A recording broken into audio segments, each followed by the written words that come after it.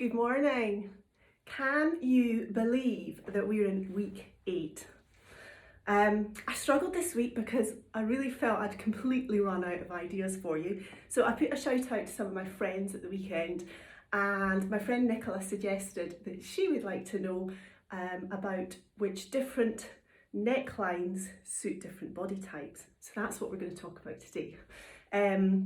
This is a particularly good one, I think, because we're all on Zoom. All anyone's really seeing in a video call is your neckline. So let's get it right for your body shape. There are 4 basic body types, and hopefully you already know which you are.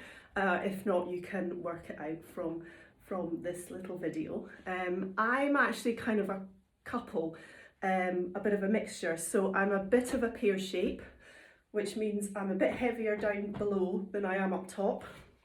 Narrow shoulders, and I'm a little bit hourglass as well, so I do go in at the waist. So we're going to start off talking about pear shapes. If you are a little bit wider here than you'd like and you want to disguise it, I'm going to talk about different necklines.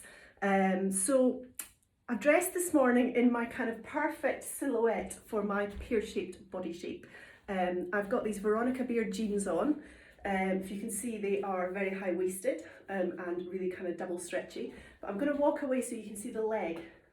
So they're skinny throughout the leg, and they're flared at the bottom. What this does is it balances out my wider hip.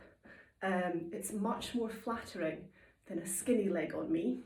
And I'm also able, underneath the flare, to put a bit of a heel for that leg lengthening effect. So that's the bottom half. What about the top half?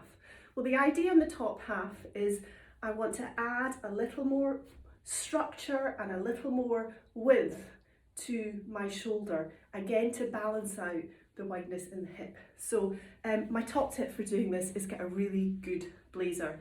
This is a favourite one of mine from Smythe. It's long, it covers my problem area, and it has this widening effect here. So anything a pear shapes do, you want to make this wider to make these look smaller. So how can we do this? There's a couple of tricks. I can do a stripe.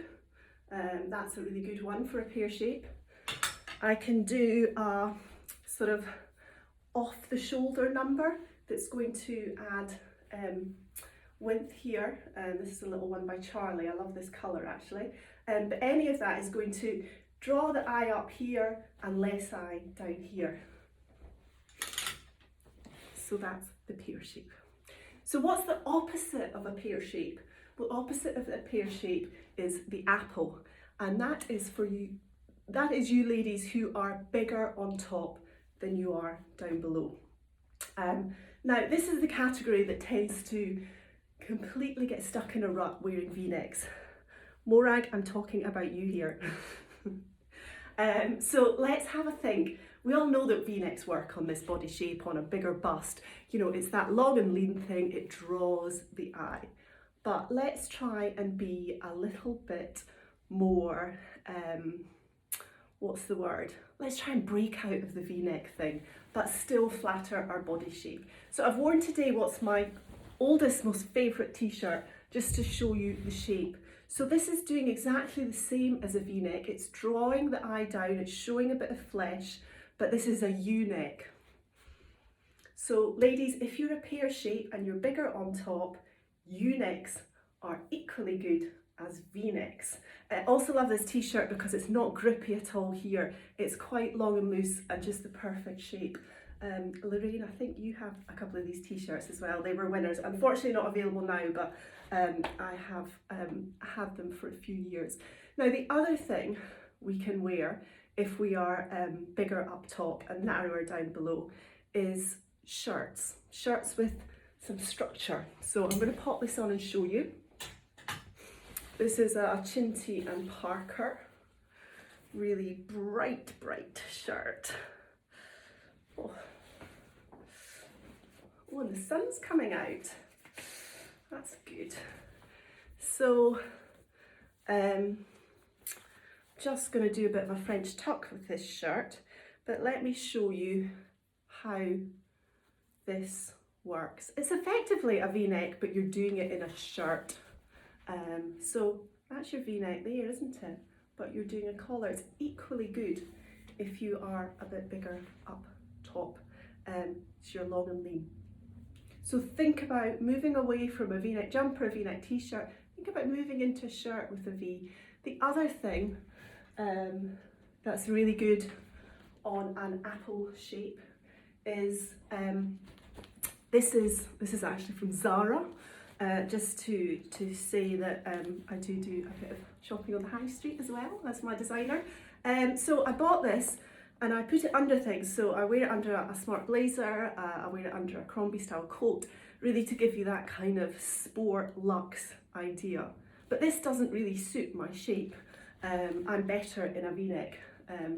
But hey, when I unzip it, I get the perfect V-neck. Maybe you won't want to unzip it that much.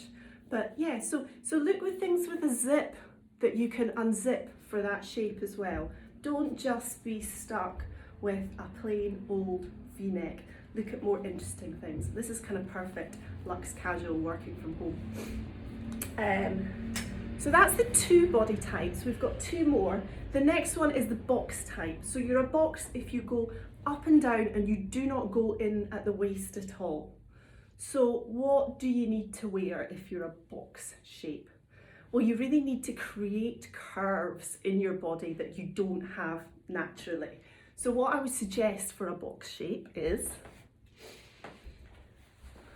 a wrap top, a wrap dress, a wrap blouse, anything. See, this is going to create you a curve that you don't naturally have.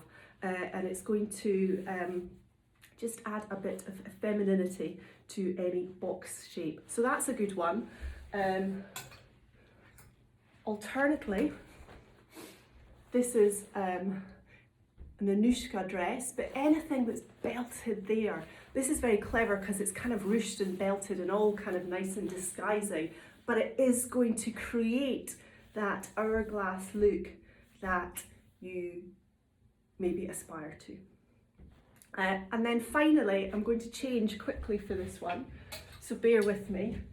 This is a dress top, and it's really for if you really do not want to show off or belt your box shape, then how about disguising and drawing the attention elsewhere?